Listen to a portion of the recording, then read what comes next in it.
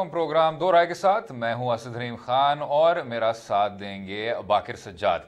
Programme के पहले हिस्से में बात करेंगे समुंदर पार पाकिस्तानियों के हकूक़ के मुतालिक और बैरून मुल्क पाकिस्तानियों की वोटिंग के हवाले से। आइंदा ज़िमनी इंतखाबात में इलेक्शन कमीशन की जानिब से बैरून मुल्क मुकीम पाकिस्तानियों को सुप्रीम कोर्ट की हदायत की रोशनी में इंटरनेट के ज़रिए वोट की सहूलत का ऐलान तो कर दिया गया, मगर इस निज़ाम पर बहुत से हलकों की जानिब से खामियों की निशानदही भी की गई है। सियासी रहनुमाओं समेत IT माहिरीन की टास्क फोर्स जो इस निज़ाम की चेंज प्रोटोकॉल के लिए बनाई गई थी, उन्होंने भी ये खदशा जाहिर किया कि इस निज़ाम को गैर मुल्की हुकूमतों और एजेंसियों की जानिब से हैक किए जाने का खदशा है और साथ साथ उन्होंने इस निज़ाम के ज़रिए बैलेट को रखने पर भी तहफ़्फ़ुज़ात का इजहार किया है। बाकिर साहब, आपने जिस तरह देखा, ये जो एक अगर हम इसमें चले जाएं इस क्रोनोलॉजी में, तो सुप्रीम कोर्ट ने एक कमेटी को तश्कील दिया था। उस कमेटी में IT के माहिरीन थे और उन्होंने कहा कि जी, क्योंकि आपके ओवरसीज़ पाकिस्तानीज़ का ये एक बुनियादी हक है कि उनको वोट देना चाहिए, बल्कि एक बहुत तारीखी मीटिंग थी अदालत उज़्मा की जिसमें बहुत ज़्यादा स्टेक होल्डर्स थे, सियासी जमात से भी ताल्लुक़ रखते थे, मीडिया से भी ताल्लुक़ रखते थे। उन सब ने इस चीज़ पर इत्तफाक किया कि समुंदर पार पाकिस्तानियों को ना सिर्फ वोट देना चाहिए, लेकिन इलेक्शन प्रोसेस में उनका एक अहम किरदार है, उसको अदा करना चाहिए। लेकिन उससे आगे बढ़कर जो ये टास्क फोर्स थी, उन्होंने उस रिपोर्ट में बहुत सारी ऐसे तहफ़्फ़ुज़ात का इजहार किया जो ECP ने नादरा के ज़रिए एक वोटिंग का एक निज़ाम सामने रखा अदालत उज़्मा के, उसमें सर, और उसमें कई नुकात हैं, उस पर भी बात करेंगे। हमारे साथ इसी मौजू पर बात करने के लिए इलेक्शन कमीशन ऑफ पाकिस्तान के रहनुमा चौधरी नदीम कासिम साहब भी मौजूद हैं। जी नदीम साहब, वेलकम। थैंक यू, शुक्रिया। अच्छा सर, मैं थोड़ा सा इसमें आपको जो कुछ आपने कहा उसमें ऐड करता चलूँ कि ये सुप्रीम कोर्ट का बड़ा एहसन कदम है कि जो हमारे बैरून मुल्क मुकीम पाकिस्तानी हैं उनको वोटिंग का राइट दिया। लेकिन ये इलेक्शन कमीशन की जिम्मेदारी थी या ये उनकी चॉइस है कि कौन सा फॉर्मेट वो जाके यूज़ करते हैं या कौन सा प्लेटफॉर्म यूज़ करते हैं ताकि वो लोग वोट कास्ट कर सकें।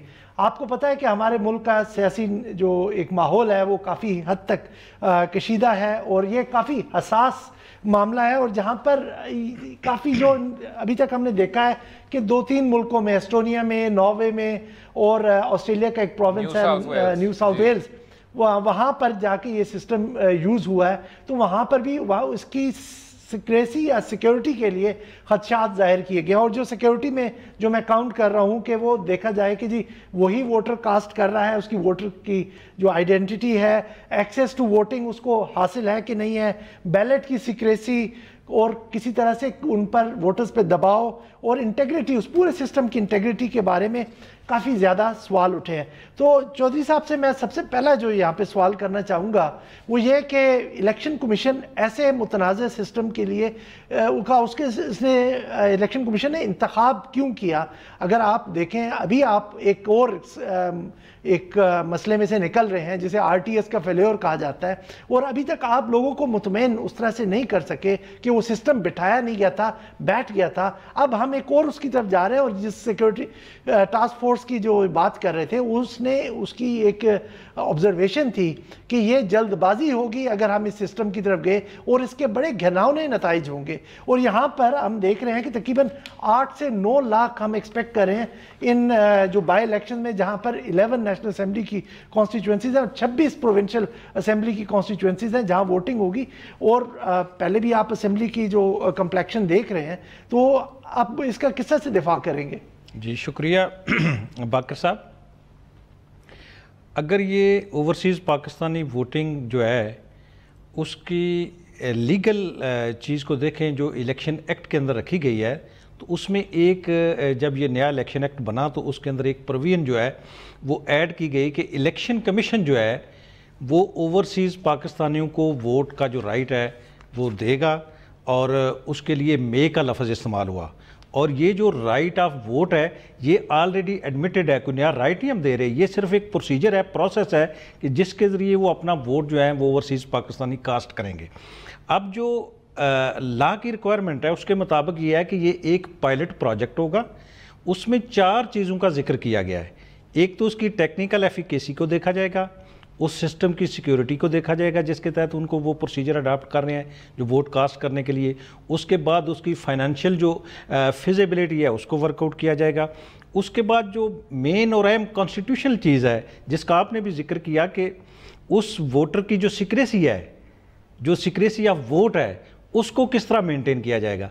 इन 4 मेन पॉइंट्स पे इलेक्शन कमीशन जो है किसी भी बाई इलेक्शन के अंदर इस का पायलट प्रोजेक्ट करेगा और उसकी रिपोर्ट जो है वो गवर्नमेंट को सबमिट की जाएगी, जो आगे दोनों पार्लियामेंट। लेकिन चौधरी साहब, मेरा ये फिर भी क्वेश्चन रहेगा कि ये आप एक मतलब इलेक्शन के अलावा एक्सरसाइज कर सकते थे कि किसी और चीज़ की आप ओपिनियन पोल टाइप करके वहाँ पर एक बड़े स्केल पर इस तरह से कर लेते। आप एक बाई इलेक्शन पे जा रहे हैं जहाँ पर आपको मैंने बताया कि मुल्क में पोलराइजेशन है, आप RTS आपका सिस्टम फेल हो गया, आप उसको ऑपरेट नहीं कर सके। दुनिया ने इस सिस्टम को, जिन ममालिक ने इस्तेमाल किया उन्होंने छोड़ दिया, फिर भी आपने इसका इंतखाब किया। जी मैं वही बात कर रहा हूँ। ये साहब, अगर मैं मुख्तसरन सर एक सवाल भी शामिल कर लूँ बाकर साहब के सवाल के साथ। आपने हवाला दिया कि जी ये तो कानून के तहत और इलेक्शन एक्ट 2017 के तहत यही जो बुनियादी हक है उसको गारंटी किया जा रहा है, लेकिन इसी रिपोर्ट में सर दूसरी जाने वो कह रहे हैं कि आर्टिकल 226 जो है आईन पाकिस्तान का और उसी इलेक्शन एक्ट 2017 का जो क्लॉज 94 है, आपने बिल्कुल दुरुस्त फरमाया, जो सेक्रेसी ऑफ द बैलेट है, बैलेट की जो राजदारी है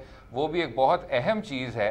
लेकिन इस आर्टिकल के तहत भी और इस क्लॉज के भी तहत भी ये चीज़ गारंटी होती है, जो IVTF की जो रिपोर्ट है वो कहती है कि आई वोटिंग के ज़रिए ये हरगिज़ गारंटी नहीं हो सकेगी, बल्कि सिर्फ अगर आप पोस्टल बैलेट पे भी इस चीज़ को कर लें, समुंदर पार पाकिस्तानियों के वोट्स हासिल कर लें, तो उसमें भी बैलेट की राजदारी प्रिजर्व नहीं हो पाएगी। तो उसमें कोई सोल्यूशन है सर, बेशक पायलट प्रोजेक्ट में भी?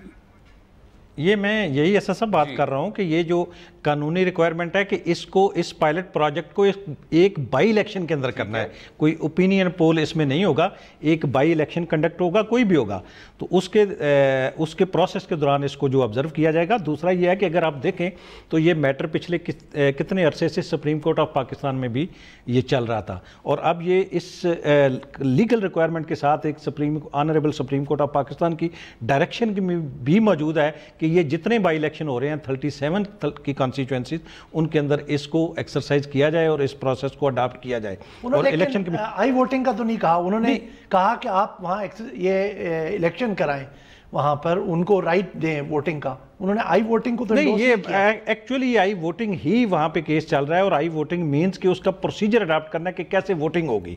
तो जब तक आप देखें पोस्टल बैलेट पेपर, मुल्क के अंदर भी जब इलेक्शन हो रहा होता है तो पोस्टल बैलेट पेपर की कितनी पोस्टल बैलेट पेपर के मुख्तलिफ किस्म के एतराज़ात होते हैं। तो ये जो अगर समुंदर पार पाकिस्तानी को पोस्टल बैलेट पेपर की फैसिलिटी उस तरह प्रोवाइड नहीं की जा सकती जिस तरह मुल्क के अंदर पोस्टल बैलेट पेपर है। ये एक पायलट प्रोजेक्ट है, इसको उस नज़रिए से ना देखा जाए। जब तक ये प्रोसेस नहीं होगा इसकी जो कम्प्लिकेशंस हैं वो कैसे सामने आएंगी। तो ये सारी चीज़ें, जिस रिपोर्ट की हम बात कर रहे हैं, जिस टास्क फोर्स की रिपोर्ट की बात कर रहे हैं, वो बिल्कुल एग्जैक्ट अपनी जगह पे दुरुस्त हैं। दुनिया में बहुत कम जगहों पे ये इस तरह का जो सिस्टम है ओवरसीज़ पाकिस्तानी को जो वोट कास्ट करने का, वो बहुत, अगर दूसरे मुल्कों में आप देखें बहुत कम जगहों पर इस्तेमाल होता है। यहाँ पर चूँकि इस पर फोकस किया जा रहा है और जब तक ये एक दफ़ा प्रोसेस नहीं होगा उस वक्त तक ये सारी चीज़ें जो हैं ये सपोजिशन पे बेस करेंगी। और अब ये चूंकि लीगल रिक्वायरमेंट है इसको फुल, लेकिन आप मुझे ये बता दें सिर्फ कि वो कौन सी चीज़ है जो हमने इस सिस्टम में देखी है जो दुनिया आज तक नहीं देख सकी। सारी दुनिया ओवरसीज़ वोटिंग कराती है, अपने एक्सपैट्रिएट कम्युनिटी में से वोट लेती है, लेकिन वो ये चीज़ नहीं देख सके। लेकिन आपने देखी, अब वहाँ पर देखें एस्टोनिया जैसे मुल्क में, वहाँ पर उन्होंने एक पैरेलल सिस्टम, मतलब आप जो पेपर बैलेटिंग का सिस्टम है वो भी उन्होंने एक साथ साथ पैरेलल चलाते हैं, ताकि अगर यहाँ पर ये सिस्टम फेल हो जाए या इसमें कोई इशूज़ आ जाएँ तो हम उसके ज़रिए इस प्रोसेस को आगे कंटिन्यू करें। मतलब वो मुझे यूनिक चीज़ दिखा दे, बता दें जिसने आपको अपील की। वो जो यूनिक चीज़ है वो मैं सिर्फ ये एक क्लैरिटी देना चाहूँगा कि ये जो प्रिज्यूम किया जा रहा है ना कि शायद इलेक्शन कमीशन इसको अडॉप्ट करना चाह रहा है। इलेक्शन कमीशन, ये रिकॉर्ड की बातें हैं कि इलेक्शन कमीशन ने कभी भी इस सिस्टम को सपोर्ट नहीं किया। चूंकि दुनिया में भी तहफ़्फ़ुज़ात हैं बिल्कुल इलेक्शन, ये जब लेजिस्लेशन हो रही है, आप वो इलेक्टोरल रिफॉर्म्स कमेटी का जो मीटिंग्स हैं उनकी डिटेल निकालें, वो रिकॉर्ड देखें, उस रिकॉर्ड के मुताबिक उस फोरम पे भी इलेक्शन कमीशन के तहफ़्फ़ुज़ात मौजूद थे जब ये लेजिस्लेशन हो रही थी। जब एक लेजिस्लेटिव बॉडी ने इसको कानून के अंदर डाल दिया, अब इलेक्शन कमीशन पाबंद है कि उस एक्ट को फॉलो करेगा। उसके साथ एक एडिशनल चीज़ आप देखें, honourable supreme court of Pakistan ने भी इस पर डायरेक्शन जारी कर दी कि आप इस प्रोसेस को लाजमी, इस पायलट प्रोजेक्ट को करें। ठीक है, तो ये ऑप्शन, ये जो मिसअंडरस्टैंडिंग है ना कि शायद इलेक्शन कमीशन चाह रहा है कि इस तरह होना चाहिए, ऐसा बिल्कुल नहीं है। इलेक्शन कमीशन कानून को फॉलो कर रहा है, जो एक्ट इलेक्शन कमीशन को प्रोवाइड किया गया लेजिस्लेटिव बॉडी की तरफ से, उसके अंदर ये चीज़ें शामिल है और उसको करने के लिए हम जो है वो प्रोसेस को अडॉप्ट करेंगे। नदीम साहब, मैं बिल्कुल आपकी बात समझ गया कि इलेक्शन कमीशन ऑफ पाकिस्तान का कभी ये मौक़िफ़ नहीं था कि वो आई वोट की हमायत करे, बल्कि हमने भी जितनी रिसर्च की है उसमें हमें भी कोई ऐसी बात नुमाया नहीं हुई। लेकिन अगर आप इस IVTF की भी रिपोर्ट देखें सर, तो उन्होंने जो एतराज़ किया उसके साथ उन्होंने मुतबादिल भी बताया, उन्होंने एक लाहे अमल भी तय करवाया कि जी ये चीज़ें हैं, ये इकदाम लेने चाहिए, आपको प्रोग्रेसिवली मॉक ट्रायल्स के ज़रिए ये चीज़ ट्राई करनी चाहिए। और जिस तरह बाकर साहब ने एस्टोनिया के पैरेलल एक पेपर बैलेट के निज़ाम का भी हवाला दिया था, उसको भी रेकमेंड किया था। क्या इलेक्शन कमीशन ऑफ पाकिस्तान की क़यादत के जहन में कोई इस तरह का मुतबादिल है कि अगर आई वोट नहीं तो वो क्या लाहे अमल अपनाना चाहिए उस कौम को, मुल्क को, निज़ाम को? जी बिल्कुल, मुतबादिल चीज़ें भी होती हैं, लेकिन आप टाइम स्पेन देखें ना, अगर ये इमीडिएटली जनरल इलेक्शन, ये जब इलेक्शन एक्ट बनाया गया तो उसके 8 महीने के अंदर अंदर हमने मुल्क में जनरल इलेक्शन कराया, जो इंटरनेशनल बेस्ट प्रैक्टिस है। UNO के जो कैलकुलेशन है उसके मुताबिक भी जब कोई ऐसा नया कानून मार्ज वजूद में आता है तो उसके 2 साल के अंदर अंदर कम से कम कोई इस तरह की मेजर एक्टिविटी नहीं होती। लेकिन पाकिस्तान के अंदर एक नया एक्ट बनाया गया और उसके बनने के 8 महीने के अंदर एक जनरल इलेक्शन कंडक्ट हुआ, और उसमें भी आपने देखा जिस RTS की हम बात कर रहे हैं वो भी इसी एक्ट का हिस्सा है। इसी लॉ को, इसी एक्ट ने इलेक्शन कमीशन को बाउंड किया कि वो RTS के जरिए रिजल्ट जो है वो ट्रांसमिट करेगा। आज अगर आप देखें तो ये फ्री विल इलेक्शन कमीशन की भी नहीं है इस वक्त। अभी विद इन 60 डेज जो ही जनरल इलेक्शन खत्म हुआ है तो हमने नोटिफिकेशन के बाद विद इन 60 डेज जो है इस बाई इलेक्शन को कंडक्ट करवाना है। तो आज एक सुप्रीम कोर्ट का भी आर्डर हमारे पास मौजूद है और ये कानून भी हमारे पास मौजूद है। लिहाजा जो आप सेकंड ऑप्शन देख रहे हैं वो इतने शॉर्ट टर्म में, इतने शॉर्ट पीरियड में इस तरह के ऑप्शन जो हैं वो अडॉप्ट नहीं किए जाते।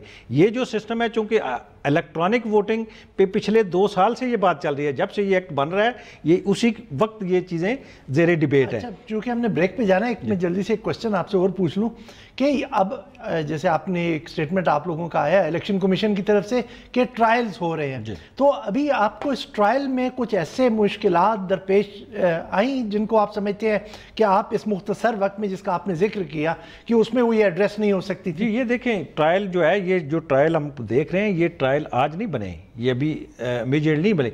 ये वो ट्रायल हैं जो पिछले 2, 3, 4 महीने से सुप्रीम कोर्ट के अंदर भी ये पेश किए गए, और ये नादरा का वही सॉफ्टवेयर है जो सुप्रीम कोर्ट में नादरा ने कहा कि ये सॉफ्टवेयर है, इस सॉफ्टवेयर के तहत हम जो है आई वोटिंग करवा सकते हैं। वही जो सिस्टम है उसी की अप्रूवल जो है इलेक्शन कमीशन देगा, अल्टीमेटली उसकी अप्रूवल इलेक्शन कमीशन ने देनी है। वो जो सॉफ्टवेयर है उसको हम ट्राई कर रहे हैं, और ये जो रनिंग वीक है इसमें ये पेश किया जाएगा कमीशन को। अगर कमीशन इसको मुनासिब समझेगा, उसकी अप्रूवल देगा, तो फिर उसके बाद फिर इसका जो प्रोसेस है उसको। चौधरी नदीम कासिम साहब, तर्जुमान इलेक्शन कमीशन ऑफ पाकिस्तान, बहुत बहुत शुक्रिया शो में शामिल होने का। और अगले हिस्से में गुफ्तगू जारी रहेगी, बात करेंगे पाकिस्तान के सदारती उम्मीदवारों पर हिज़्ब इख्तिलाफ मुत्तफिक नहीं हो पा रही, ऐसा क्यों है? रहिएगा हमारे साथ।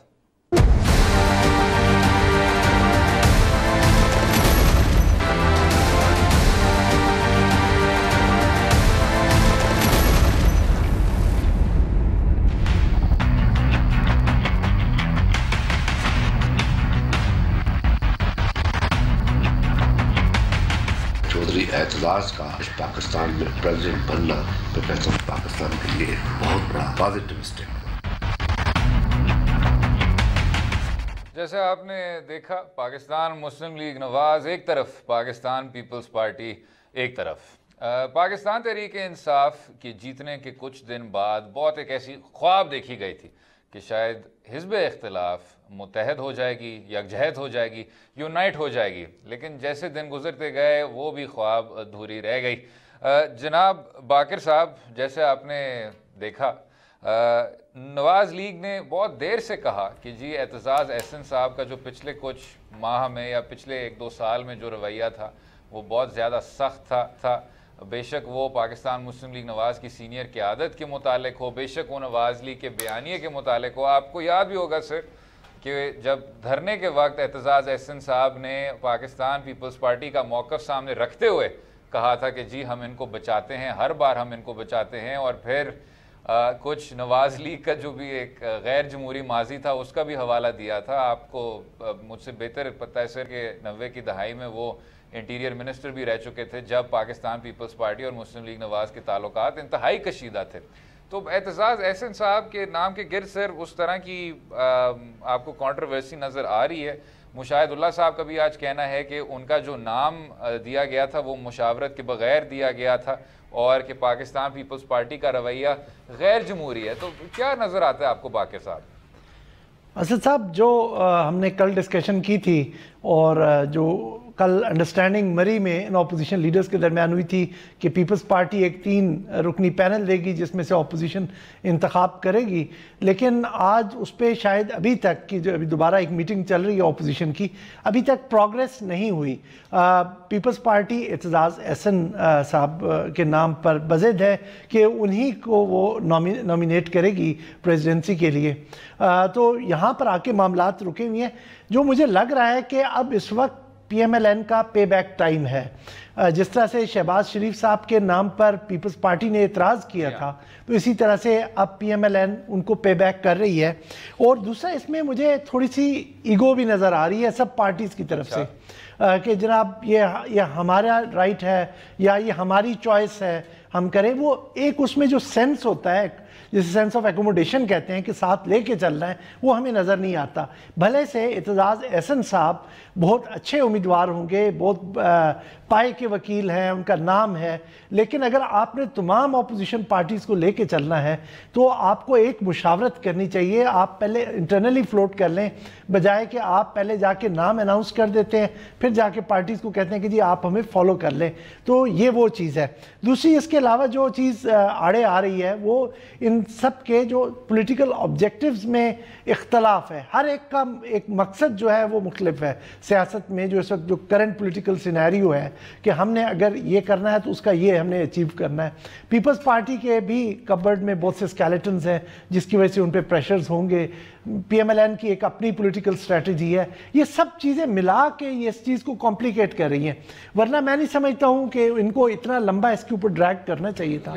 और ये इस नहज पर चीज़ों को पहुँचाते हैं, सामने रख देते हैं। एक तो ये जनाब के हिज़्ब इख्तिलाफ में शामिल मुत्तहदा मजलिस अमल के जो रहनुमा हैं फजलुर रहमान साहब, उन्होंने पाकिस्तान पीपल्स पार्टी के मौक़िफ़ की हमायत की है और शहबाज शरीफ साहब को कॉल करते हुए ये भी कहा कि जी वो एतजाज़ एहसन साहब के नाम से नहीं हट रहे। लेकिन आसिफ ज़रदारी साहब का भी ये एक तरह से पोजीशन है सर कि शहबाज शरीफ साहब को शायद अपने रवैये में लचक पैदा करनी चाहिए। और दूसरी जानिब बाकर साहब, यूसुफ रज़ा गिलानी साहब का नाम है। पाकिस्तान मुस्लिम लीग नवाज़ ज़राए के मुताबिक, डॉन के ज़राए के मुताबिक, पाकिस्तान मुस्लिम लीग नवाज़ इस चीज़ पर राज़ी हो गई है कि अगर यूसुफ रज़ा गिलानी साहब पर हिज़्ब इख्तिलाफ मुत्तफ़िक हो जाएगी तो वो पाकिस्तान मुस्लिम लीग नवाज़ के उम्मीदवार को विड्रॉ कर देंगे।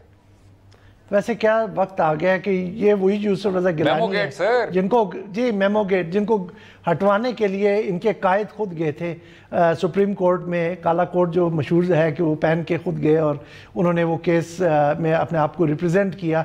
आज उसी को वो सदर बनाने के लिए जा रहे हैं या प्रपोज कर रहे हैं कि जी हम उसको सदर मान लेते हैं। लेकिन जो मेरी इतला है कि वो पीपल्स पार्टी ने उनकी प्रपोजल रिजेक्ट कर दी है। पीपल्स पार्टी बज़िद है कि एतजाज़ ऐसे नहीं होंगे। अभी तक उन्होंने फ्लेक्सिबिलिटी नहीं दिखाई, लेकिन पॉलिटिक्स में कुछ चीज़ फाइनल नहीं होती।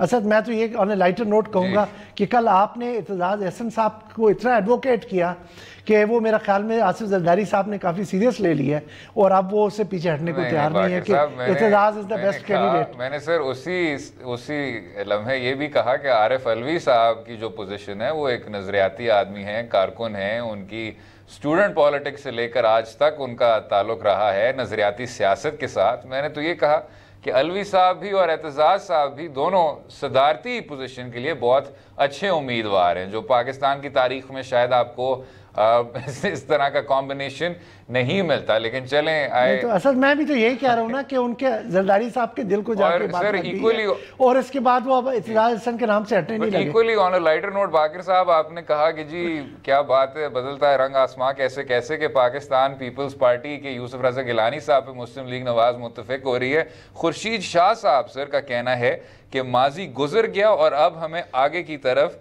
देखना चाहिए। उम्मीद है कि नून लीग हमारी बात समझकर मुस्बत फैसला करेगी। तो मेरे ख्याल से जो उनकी एडवाइस है वो पाकिस्तान पीपल्स पार्टी पर भी अप्लाई करती है, शायद वो यूसुफ रज़ा गिलानी साहब पर ही मुत्तफिक हो जाए।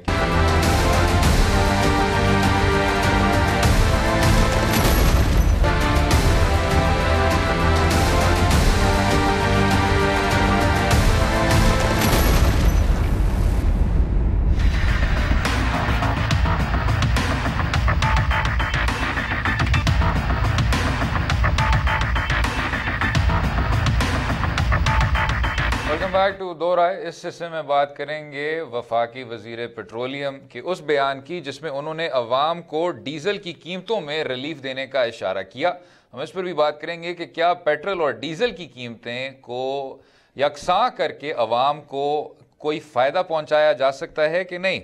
महंगाई की सताई अवाम पेट्रोलियम की कीमतों में कमी की मुंतज़िर तो है, मगर क्या वजीर पेट्रोलियम के बयान के बाद अवाम को वाकई रिलीफ मिल पाएगा। जनाब, इससे पहले कि इस पर डिस्कशन हो जाए और उससे बाकिर साहब हम आपसे ही मुस्तफ़ीद होंगे जनाब, आपकी इस पर इनसाइड स्टोरी। हम पहले भी इस शो में पेट्रोल और डीज़ल की कई बात कर चुके हैं और इंतहाई तकनीकी बात कर चुके हैं, लेकिन वज़ीर पेट्रोलियम गुलाम सरवर साहब की पहले बात सुन लेते हैं। उन्होंने क्या कहा। 2004 के बाद डीज़ल महंगा होना शुरू हो गया तो पेट्रोल सस्ता। पेट्रोल बड़े लोग इस्तेमाल करते हैं और डीज़ल एक आम आदमी ट्रांसपोर्टेशन में आता है, एग्रीकल्चर में आता है, ट्यूबवेल्स, ट्रैक्टर्स, और वो लोड कंज्यूमर पे पड़ता है। इसका हम रिव्यू करेंगे और एट पार लाने की कोशिश करेंगे। जी बाकिर साहब, जैसे आपने देखा जनाब, बहुत एक प्रेसिंग इशू है और पहले भी इस बारे में बात कर चुके हैं। क्या आपकी एक्सपर्ट ओपिनियन क्या है डीजल के मुतालिक। असद ये ये जो फ्यूल है ये आपकी ट्रांसपोर्टेशन में ख़ास तौर पर बहुत ज़्यादा इस्तेमाल होता है और आपकी जितनी भी डेवलपमेंट है कंट्री की उस पर इसका काफ़ी इफ़ेक्ट पड़ता है। अभी इसमें ये 3-4 रीज़न्स हैं जिसमें इसकी प्राइस ज़्यादा होती है। एक तो इसके हायर टैक्सेस जो है पेट्रोल से बहुत ज़्यादा है, रिफाइनिंग कॉस्ट जो है वो बहुत ज़्यादा इसमें थोड़ी सी बढ़ जाती है। अभी यहाँ पर जो ये गवर्नमेंट कर सकती है एक ऐसा कदम है, ये अच्छी बात है कि वो लोगों को रिलीफ देना चाहते हैं, क्योंकि पेट्रोल की जब कॉस्ट होती है तो इंडिविजुअली मेरे पे आप पे पड़ता है, हम अपनी ज़रूरियात को बढ़ा और घटा सकते हैं, लेकिन अगर इस फ्यूल में अगर इजाफा किया जाए तो ओवरऑल एक इम्पैक्ट इकॉनमी पे आता है। आपकी जो रोज़मर्रा की इस्तेमाल की चीज़ें हैं वो महंगी हो जाती हैं, क्योंकि जब भी आपने देखा होगा कि फ्यूल प्राइसेस ऊपर होती हैं तो अगले दिन खबर आती है कि जी सब्जी और ज़रूरी अशिया जो है उनकी कीमतें ऊपर चली गई हैं। तो उनको कंट्रोल करने के लिए जो मुल्क में डेवलपमेंट के प्रोसेस को आगे बढ़ाने के लिए ये ज़रूरी है कि इसकी कॉस्ट कम की जाए। अभी देखें कि जो फ्यूल का जो प्राइसेस है वो एक्चुअली टैक्सेस की वजह से काफ़ी ज़्यादा लॉपसाइडेड है, और मैं यहाँ पे चीफ जस्टिस ऑफ पाकिस्तान की एक जो ऑब्जर्वेशन को भी साइट करूँगा कि लोगों को धोखा दिया जा रहा है टैक्सेस के नाम पर। ठीक है। और जब इनकी कॉस्ट डिटरमिन होती है तो उसमें एक तो इंपोर्ट कॉस्ट जिस पे आप लोग इसको इंपोर्ट कर रहे हैं, उसके अलावा आप सरचार्ज लगाते हैं, उसके अलावा जीएसटी लगाते हैं, पेट्रोल लेवी लगाते हैं 9.8%, ऑयल कंपनीज का कमीशन होता है 2.55%, डीलर्स का होता है 3.83%। तो इससे करके ये सारी कॉस्ट डिटरमिन होती है। जो एक्चुअल इम्पैक्ट आ रहा है क्योंकि इसकी डिफरेंस जो एक इन्फ्लेट कर देता है जो पेट्रोल और उसके दरमियान, तो वो है ये जीएसटी का। अब पेट्रोल के ऊपर है 9.5% जीएसटी है, और दूसरी तरफ अगर आप डीजल पे देखें तो 22% की जीएसटी लग रही है। अब ये इतना ज़्यादा जो डिफरेंस होगा तो प्राइसेस तो डिफरेंस होगी, प्राइसेस का काफ़ी फ़र्क पड़ेगा।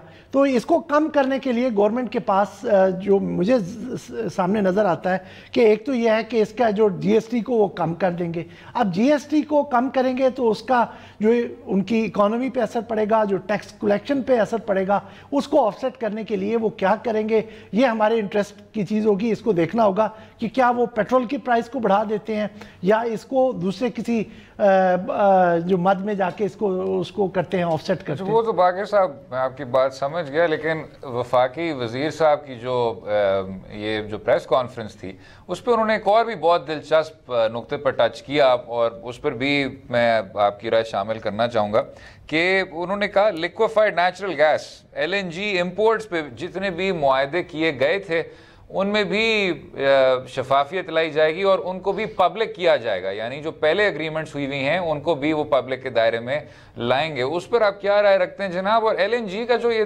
दायरा है इसको इतना ज़्यादा मुतनाज़ क्यों किया गया है?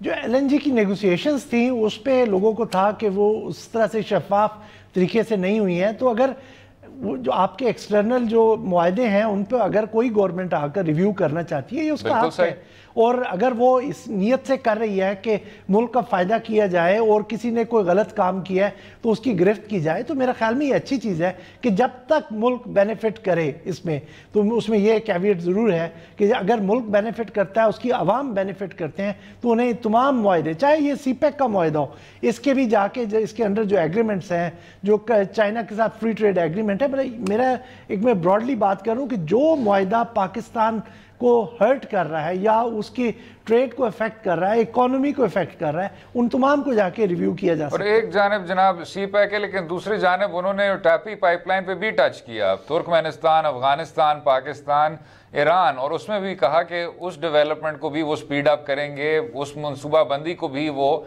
सामने रखेंगे। और दूसरी जानिब जो ईरान पाकिस्तान पाइपलाइन प्रोजेक्ट है जनाब, वो भी आपके सामने है कि कितनी देर से वो ताख़ीर का भी शिकार रही और ईरान के साथ जो हमारे ताल्लुकात थे वो भी मुतासर हुए, क्योंकि ये जो प्रोजेक्ट था ये पाकिस्तान की साइड पे सही तरह टेक ऑफ नहीं हो पाया, और ये बात रियासत पाकिस्तान के नुमाइंदे भी तस्लीम कर चुके हैं।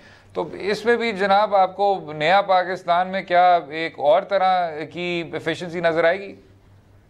जी, ये चाहे नया पाकिस्तान हो या पुराना पाकिस्तान हो, ये हमारे एनर्जी सिक्योरिटी का इशू है। कोई भी हुकूमत इससे गाफिल नहीं रह सकती, और आपने देखा होगा कि जून में जो नेशनल सिक्योरिटी कमेटी की मीटिंग हुई उसमें भी एनर्जी सिक्योरिटी को सेपरेटली डिस्कस किया ऐसा ही है। अब एनर्जी सिक्योरिटी एक बहुत बड़ा जो एक चैलेंज बन के हमारे सामने आ रहा है, तो हर हुकूमत को, चाहे वो नए पाकिस्तान की हो या पुराने पाकिस्तान की थी, सबको इसको वो प्रायोरिटी देनी पड़ेगी अगर हमने आगे बढ़ना है। बिल्कुल ठीक बाकर साहब, अगले हिस्से में बात करेंगे पाकिस्तान हिंदुस्तान के मुश्तरका अस्करी एक्सरसाइजेस की। क्या ये एक नया रुख हो सकता है, एक नया सफ़ा हो सकता है, उस पर बात करेंगे। Stay with us.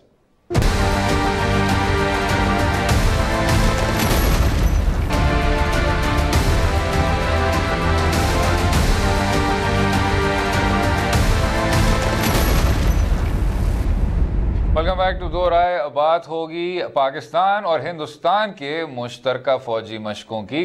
शंघाई ताउन तंजीम की जानिब से रूस में जारी दहशतगर्दी के खिलाफ जॉइंट मिलिट्री एक्सरसाइजेस देखने को मिलेंगी, और बहुत तजियाकार भी, कॉलम नगार भी, एनालिस्ट भी इस चीज़ के पुरुमीद हैं कि शायद ये एक नया सफ़ा होगा हिंदुस्तान पाकिस्तान की कोऑपरेशन की तारीख में। लेकिन जो सिनिक्स हैं बाकर साहब वो वही बात कर रहे हैं कि जी कोई ऐसी बात नहीं है, ये क्योंकि शंघाई कोऑपरेशन ऑर्गेनाइजेशन ताउन तंजीम SCO के अम्ब्रेला के तहत सब कुछ हो रहा है, तो ये भी बिजनेस एज यूजुअल है। और दूसरी जानब सर जो आपके सिद्धू साहब हैं, नवजोत सिंह सिद्धू साहब, हिंदुस्तान के वो एक सफ़ीर बने सर, वो बल्कि अमन के सफ़ीर बने। वो आए पाकिस्तान, इमरान खान साहब की इनविटेशन पे, बहुत ही उनको वार्मली गले लगाया गया, बल्कि आर्मी चीफ कमर बाजवा साहब ने भी उनको गले लगाया। जब वो वापस हिंदुस्तान लौटे तो वहाँ की जो राइट विंग है उसमें एक्टिविस्ट हैं सुधीर कुमार ओझा, उन्होंने भी उनके खिलाफ पटिशन फाइल किया मुजफ्फरपुर के चीफ जुडिशल मैजिस्ट्रेट के सामने कि उन्होंने हिंदुस्तान के सिपाहियों की इंसल्ट की है बाजवा साहब से मिलने से, और आज़ाद कश्मीर के सदर मसूद खान के साथ वो इनाग्रेशन के वक्त वो मसूद खान साहब के साथ क्योंकि बैठे हुए थे तो अब सिद्धू साहब की भी बहुत तनकीद हो रही है। तो बाकर साहब, ये जो दोनों चीज़ें साथ साथ हैं, ये आप इसको किस तरह देखते हैं? क्योंकि हमारे अपने अखबार ने तो कहा कि जी सिद्धू के जो क्रिटिक्स हैं वो अब रेड फेस्ड हैं, वो बहुत ज़्यादा नाराज़ हैं, क्योंकि पाकिस्तान और हिंदुस्तान तो दूसरी जानिब मुश्तरका एक्सरसाइजेस कर रहे हैं। अच्छा, देख तो चीज़ हमें देखनी चाहिए कि ये कोई बायलैटरल एक्सरसाइज नहीं है कि जिसमें सिर्फ पाकिस्तान और हिंदुस्तान की अफवाह शरीक हों। वो मेरा ख्याल में कोई बड़ी चीज़ होगी। SCO के अम्ब्रेला के तहत पाकिस्तान और भारत के अलावा इन एक्सरसाइजेज में चाइना भी शरीक है, रशिया भी है, किर्गिज़स्तान, ताजिकिस्तान, कज़ाकिस्तान, ये काफ़ी सारे मुल्क इसमें शरीक हैं। तो ये, लेकिन यहाँ पर इसका फ़ायदा ज़रूर है कि जितने ये छोटे छोटे CBMs होंगे, छोटी छोटी इंटरेक्शंस होंगी। अगर आपको याद है तो बाजवा साहब जब आर्मी चीफ बने थे तो उन्होंने उससे उनकी जब पुराना जो पीछे का कैरियर है उसमें उन्होंने UN में सर्व किया था, और उनके साथ वहाँ के जो भी एक शायद आर्मी चीफ बने थे उन्होंने भी उनके साथ वहाँ पर काम किया था। तो उन्होंने उनकी तारीफ में कहे। तो इससे कि एक म्यूचुअल कॉन्फिडेंस बिल्डिंग ऐसी छोटी छोटी चीज़ों से बनती है। भारत इसको इस तरह से देखता नहीं है। भारत हमेशा जीरो सम देखता है पाकिस्तान के साथ, कि पाकिस्तान को किसी तरह से मेलाइन किया जाए। जब पाकिस्तान और भारत इकट्ठी एंट्री इसमें हुई, मुझे याद है कि उन्होंने, जो उनके वज़ीर आज़म है नरेंद्र मोदी, वहाँ पर बैठ के पाकिस्तान को बुरा भला कह रहे थे। अगरचे SCO का ये मैंडेट उनको अलाउ नहीं करता कि बायलैटरल डिस्प्यूट्स को वहाँ पे उठाया जाए। तो ये खुशाइन चीज़ है। मैं समझता हूँ इनको आगे बिल्ड करना चाहिए। अभी हमने खुद अभी देखा हाल ही में कि हमारी तरफ से ये कहा गया कि वहाँ से सिग्नल्स आए हैं कि शायद वो डायलॉग की तरफ जाना चाहें, उस तरफ सफ़र शुरू करना चाहें। वो इतने रिएक्टिव हैं इंडियंस के, वो फ़ौरन से उन्होंने डिनाई कर दिया। बाकर साहब, और ये जो आपने बात की रिएक्टिव हैं, जब पीपल टू पीपल कॉन्टैक्ट की बात होती है तो हिंदुस्तान में बेशक जितनी भी राइट विंग या जितनी भी इंतहा पसंद हुकूमत होती थी वो भी इस बात को इनकरेज करने की कोशिश करती थी, या चले जिस तरह भी इनकरेज करती थी। बेशक उनके दिलों में क्या था और जहनों में क्या था वो और बात है, लेकिन कि जो पीपल टू पीपल कॉन्टैक्ट है उसको आप जारी रखें, इस ब्रीद को आप पढ़ने दें, और जो अमन है उसको भी फैलने दें पूरे खत्ते में, बर सग़ीर में। बल्कि इमरान खान साहब ने सिद्धू साहब को बुलाया था बतौर एक दोस्त, बतौर एक क्रिकेट एक्सपर्ट, और उनका एक ख़ास उनका ताल्लुक़ था माजी में भी, जब जनरल ज़िया साहब, जिनको हिंदुस्तान का राइट विंग बहुत अच्छी निगाहों से नहीं देखता, वो भी शत्रुघ्न सिन्हा को बुलाया करते थे हिंदुस्तान, तो ये पाकिस्तान। तो ये जो पीपल टू पीपल कॉन्टैक्ट है सर, इसको मेरे ख्याल से जारी रहना चाहिए। लेकिन शायद हिंदुस्तान का जो अब एक तरह से नज़रियाती सख्ती है वो अब और तरह की हो गई है। जी, यहाँ पे हार्डनिंग ऑफ पोजीशंस हो रही है जिसकी वजह से पीपल टू पीपल कांटेक्ट भी कमज़ोर पड़ रहा है। अल्टीमेटली इसको दोनों हुकूमतों को मुश्किल होगी कि जब इन्होंने रेप्रोशमा दोबारा से करना होगा, बेहतर तलाक़ात करने होंगे। लेकिन मैं उस जगह उसके साथ साथ यहाँ पे एम्फसाइज कर दूँ कि पीपल टू पीपल कॉन्टैक्ट से ज़्यादा ज़रूरी है मिलिट्री टू मिलिट्री और इंटेलिजेंस टू इंटेलिजेंस कॉन्टैक्ट्स भी इनके होने चाहिए। बाकर साहब इंतहाई ख़तरनाक बातें कर रहे हैं, तो इसलिए हम इसी नुक्ते पर ज़रा इजाज़त लेंगे। मुझे और बाकर सजाद अपनी राय से भी आगाह कीजिए ट्विटर और फेसबुक के लिंक्स के ज़रिए, और अगले हफ्ते तक इजाज़त दीजिए। खुदा हाफ़िज़।